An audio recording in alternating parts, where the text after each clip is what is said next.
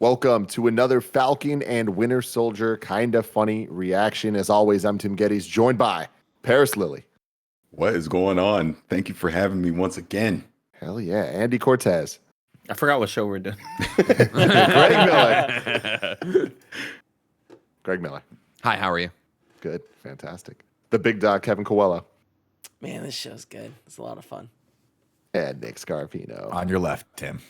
On your other fucking left. Also, Andy, great. I love this overlay. It's fantastic. Oh, What a show, man. I'm really, really, really enjoying where this stuff's going. I am, again, loving the way that they're dealing with all the race stuff, and I think that they are expertly nailing the dialogue when it comes to all of that. I will say that overall, this episode had more moments where I was like, oh, the dialogue here doesn't feel movie quality, but it never lasted long enough to really be a major negative for me. And I think that all the plot progression that this episode had, in addition to the new characters and teases of who they end up becoming, are very, very exciting to me. I'm with you on that one. I feel like this is the first episode that felt like, well, granted it's the second episode, but felt like a TV show, and I'm okay with that.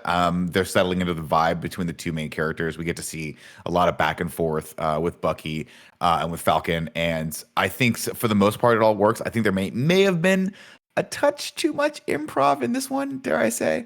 But what the stuff that did work was super fun, and I'm still all in on this show. I thought this was a great episode. I loved it. I had so much fun here the entire run. And not only fun, I think fun undersells it, actually. I think I teared up multiple times during it, too, where I was like, holy shit, the way this is hitting with me right now and the things they're going through. And then, for when Bucky and Sam go and find this, black super soldier that's been forgotten, that was put into jail, that was experimented on, let alone to come out and then have this confrontation with the police, it doubled so far back. I thought, in the retrospect of last week's episode, I was like, man, do we give him too much credit? Are we reading too much into the themes and stuff like that? And then you get here no, they are fucking addressing this head on of what it's like to be a black superhero, and that the inequality that exists here is the inequality that exists in the MCU. Is holy shit, this is awesome. Yeah, I would double down on that, and that's what really hit me. Just the Isaiah Bradley scenes, that whole scene in Baltimore where we're getting the backstory with Isaiah Bradley, at least setting it up, and you're understanding just how much Bucky has gone throughout the decades, that he actually encountered Isaiah Bradley. They fought. He tore his arm off. There was no celebration for Isaiah. He wasn't a hero. He was never Steve Rogers. He was instead imprisoned and tortured during that time. And Falcon in the background realizing this and understanding this. And obviously you get the scene with the police right after, which again goes back to what we were talking about in episode 1. Is the world ready for a black Captain America? I still say no. That's where I think they're starting to go with this, which excites me, that they are going to make us very uncomfortable in this series, because they're going to start asking those questions. And I don't necessarily know if even us, the audience, is ready to hear them, but they're going to do them. And that's a great thing. And then you flip it over to John Walker, and you're seeing, at least now, he wants to live up to the aura of Steve Rogers. He understands he'll never be him, but he wants to honor that legacy. And can he do it? Right. And that's kind of where we are right now with him. And we'll obviously see if that flips in the next few episodes. They kind of hinted towards it a little bit, but I like where it's going for sure. Question for the panel. I haven't talked to Jen and I watched it, but then we ran off to do our job, so I haven't discussed this with anybody. When they're outside of the police station after new Captain America bails them all out, right? When he's getting angry, Bucky says something like, you're on edge. Is he implying that he's on some kind of cocktail to make him a super soldier, and he's got rage to him? Okay. I don't think he is yet. And that's what kind of surprised me. I was like, oh wait, no, he's not a super soldier yet. But will he at some point, will he fail, in whatever his mission is, and decide, all right, I need the cocktail because I have to. I think that what we're seeing is that the start of that, because he does fail on top of that truck. He gets kicked off. He saves his friend. That's a cool moment. I'm sure he feels good. It was really cool. Yeah, it was really cool. Yeah. But I wonder if there's going to be a moment where he can't save his friend, and these people with super soldier serum do save him, or beat him, and the consequences that he's going to feel and how that's going to react with him trying to get into some project, and that being kind of where this guy falls apart. It's so compelling that they're making me kind of care, because it's like, I feel like this episode did a good job kind of building him up and being like, hey, he's not trying to be this guy. But at the end, we see that like he's breaking, or at least maybe he's breaking. Maybe that's who he is. But I took it as like he's breaking from like being frustrated. Just the pressure. Okay. Yeah. Right. Yeah. The pressure Well, on top of that too, yeah. though, with the breaking, it's like Bucky and Falcon were being dicks to him. Yeah, like they weren't being nice at all. So it's like, granted, we're sympathizing with these characters because they're the heroes, but it's just like, you know, John Walker is what we've seen, really just trying to do the right thing. And then when he kind of like snaps at them at the end, it's like that's where it's like, ooh, like you're not handling this correctly. Dude, it's like, you're not necessarily evil. Yeah, he's not evil yet, or whatever they're gonna do with him. But it was also the thing of like Sam said what I was thinking, right? I was just like, it's always that last line. And that was when they first met, right? Where it was like, oh, could they have Captain America's wingman? And then when he talked shit to Bucky too, I got Bucky pissed off. I was like, dude, like shut the fuck up. Well, that's what's so good. I mean, that when we started last week, I was like, all right, well, if this could go either two ways. They're just gonna build this guy up as a douchebag, and he's gonna be an antagonist in the series, or he's gonna have some heart. And the way this started, I was like, this is really smart. You're getting this guy in the right. His intentions are altruistic. He wants to just live up to the role. But slowly but surely, there's a moment where he's literally leaning against the cop car in the Captain America outfit, and he's so cocky. Yeah, you're like fuck you, right? Like you're like fuck you, of course. And you sympathize with why Sam and Bucky are saying like, no, we want to go at this on our own for a multitude of reasons, but not the least of which is like this freshman kid's coming in trying to be the new cocksure thing, and we had the real deal, right? Like we all know that like Falcon should have picked up the mantle and stuff like that. And I love those conversations they have when he finally breaks down. He's like, why can't you just like that moment where he's like, why can't you just like understand that I feel like I did the right thing? And then later Bucky says like, because that means that he like Steve might have been wrong about you, and if he was wrong about you, he was wrong about me, and it's like it just made it super personal all of a sudden.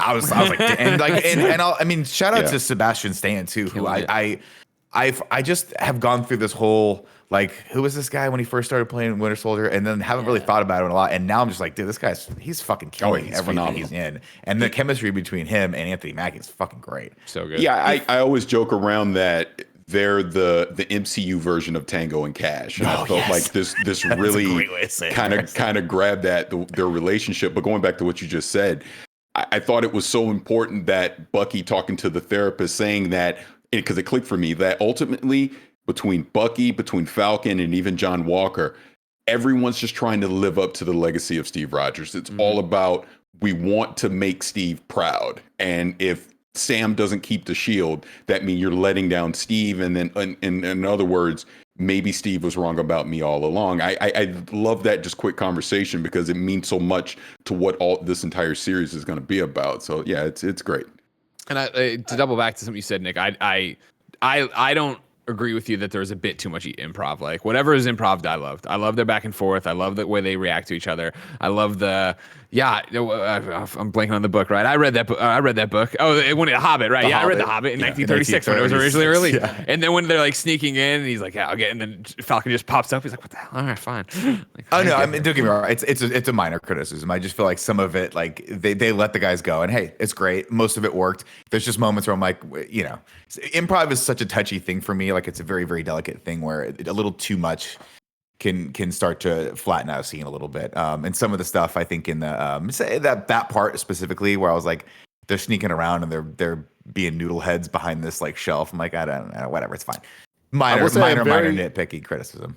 I'm very impressed that the criticisms I have about this feeling more like a TV show, and again, it is a TV show, so that's not that bad of a criticism, is that it's all dialogue based, because the action looks like a fucking MCU movie. Like the whole truck scene, I was blown away at the quality of it and the choreography of it, and it's classic MCU where just a cool fight scene, just a cool action scene, that's not enough. There has to be the dialogue, there has to be the fun back and forth that keeps us engaged, and it has to be funny, but also build character moments in a dramatic fashion. And I think that this scene did all of those things. And it's like, that is when MCU is firing at all cylinders and doing its best, when we're caring about the good guys, we're starting to hate the bad guys more, and we're laughing and saying, oh shit, constantly at cool things happening. Are they setting... So I'm sorry, but just to go on exactly what Tim is saying, are they setting up the Flag Smashers to be sympathetic? Because that's what I also got from this as well, that they're not really the bad guys that we think they might be. Yeah, I think. Well, there's a big baddie, right? the power broker, right? The one. The power broker, which is a dope ass name. Yeah, it's for a great. bad guy. Yeah. Can we talk about that moment? Just going back to what Tim said, where Bucky catches the shield. Oh, and that look on his face, so good. And then so he's good. just like, and then throws it back to. Well, he to yanks it. I Wyatt. think. Yeah. That was. I mean, I'm like, oh god, that's such a great. Those two moments for me. There's two moments in that fight scene that really resonated. That was that one, and then when Falcon has to go underneath the cars, which I think we saw in the original trailer, which was just such a cool bit of choreography where he goes underneath both trucks, grabs him, and like tumbles. That little girl kicked your ass. Just yeah, so funny. But speaking of the trailers, I mean, you guys know me. I watch this shit with a fine tooth comb, looking through stuff. We're running out of trailer footage from these first 2 episodes. Like that's such a good sign, you know. And if we got these banger action scenes in episodes 1 and 2, like I really wonder what they aren't showing us. You know, that's really exciting. There's a couple shots of Zemo and stuff, but I know. Speaking of Zemo, a little of the tease at the end there. What'd you guys think of that? Great, awesome. I love that actor. I can't wait Bacon for Greg guy. to call him Bacon Guy. There it is, right there. No, we're in a That's different not- place now. We're in a different place with No, the we're MCU. still calling I know who Bacon Guy. Zemo is. I know what's That's up with gonna it. be great. And it was that thing too, like to what you're talking about, Tim. Like, you know, I didn't go blackout on it, but like I watched a little bit for reacts, but nothing really beyond it, and didn't read beyond it. So I had completely forgotten. So like when they started having that conversation about he said my people, he means Hydra. No, he doesn't. And I was like, I'm like, oh fuck, right. And then, like I had that moment of like realization along with everybody else who wouldn't have known. And what I think is really freaking cool, and we keep saying this through WandaVision and now, and I think we're going to continue saying it for at least the rest of Phase 3 or Phase 4, but I love how they're dealing with the blip, and I love how the 5 years is affecting every single element of the MCU and the superhero world and the non-superhero world. And I was like, how's Zemo get out? And the theory was that he escaped because of the blip. He was able to escape prison and whatever, but it's like, no, he's just been in prison for all these years. Like that is or at least that's what's implied.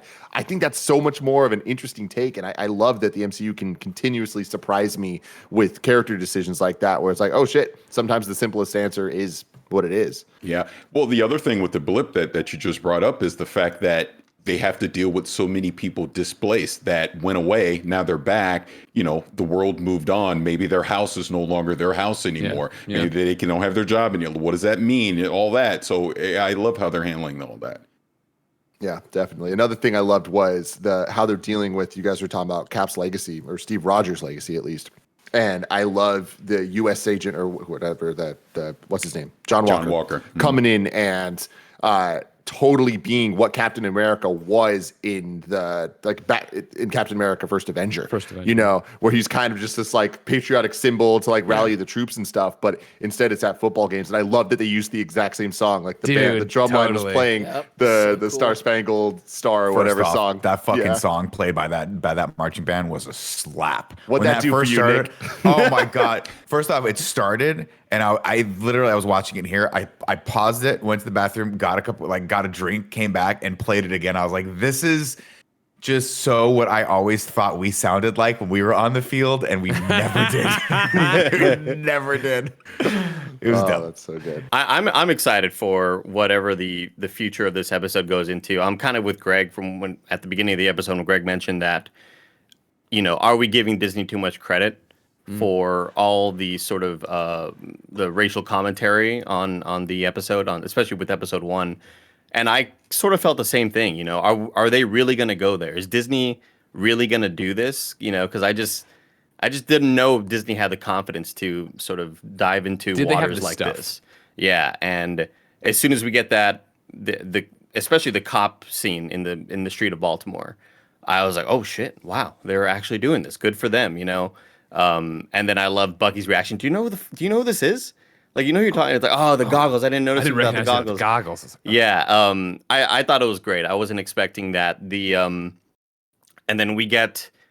It's interesting that, you know, Flag Smashers is led by the girl from Enfys Nest from the Solo movie, who was also, you know, that group was supposed to be this radicalized group, and now they are also sort of becoming more sympathetic because they are Robin Hood. They are essentially stealing from the rich or whatever. And there's also a great line of dialogue about, you know, what's the line of dialogue alluding to?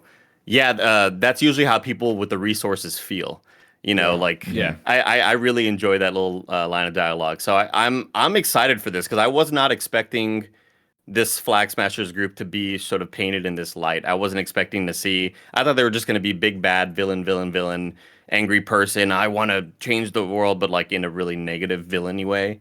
And it's kind of cool that we're seeing from their, some of the moments from their perspective, which is really interesting and neat. And yeah, all the buddy cop stuff, totally dug it. It is. I was giggling the whole time. Again, in that trailer with that girl whooped your ass, huh? That didn't do anything for me in the trailer. In this episode, just based on what had happened all prior to that fight and just seeing them kind of always like button heads and getting annoyed at each other, I just love their dynamic. It's fucking really fantastic so far. Yeah, totally. The other thing I wanted to bring up was the intro, the Marvel Studios logo that had music playing underneath it. I'm such a sucker for when Marvel does that. And I love that they're now doing it with the TV shows as well. It's just cool. They have such a great style going with all this stuff. Yeah. But so getting into little like teases and cool stuff, Paris, they're building to Young Avengers. Like it was obvious before, but now it's like, okay, 100%. Do you think it's going to be a Disney Plus thing or do you think it's going to be a movie? I think it plays better if it's a Disney Plus series because it'll allow all the quote unquote young Avengers to have their moment and get that character development that they're probably going to need that a movie isn't going to get them. But like you're saying, they're absolutely just setting up the seeds that we're going to getting in some form moving forward. Greg Miller from Kind of Funny. Thank you very much, Tim Gettys. Greg Miller, kindoffunny.com. I was raised a DC Comics kid, and MCU is my Marvel universe. So who are the young Avengers that you see them building up here? So the Young Avengers, I mean, starting really with Cassandra Lang in Ant-Man, who will eventually become Stature. But then on top of that, with WandaVision, we got Speed and Wiccan. Mm-hmm. So that building out that way as well. And then with this one, getting Isaiah Bradley, his great grandson. Yes, I think it's his grandson. His whole family is involved in some way, but the kid that answered the door, Eli, ends up being like the Young Avenger equivalent. I forget what his name he actually goes by. Patriot. That's what it is. Yeah. So they're like very much building out this thing, and then I imagine that the MCU version will include Miss Marvel and potentially a Miles Morales or something like that. Could be really freaking cool. But yeah, there's every project.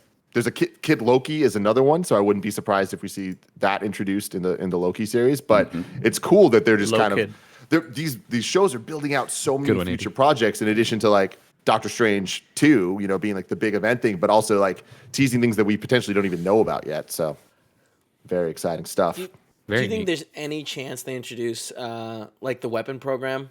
Like actually, 100%. Oh yeah, that's happening. I would lose my shit if they actually call it the weapon program. What's the weapon program? So Weapon X is Wolverine. Oh, okay. Weapon 1 was Captain America. So I knew his whole thing was them trying to do the serum again.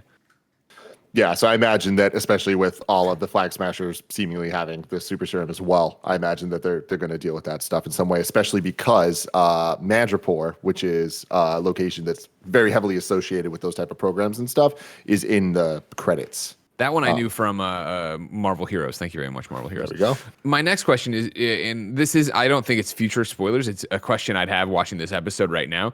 Do you think they're going to have to come up with a different kind of serum and Sam's going to take it in this series? Or is Sam just going to be Captain? Like in the comics, was when he picked up the shield and became Captain America, was he just Sam with the shield?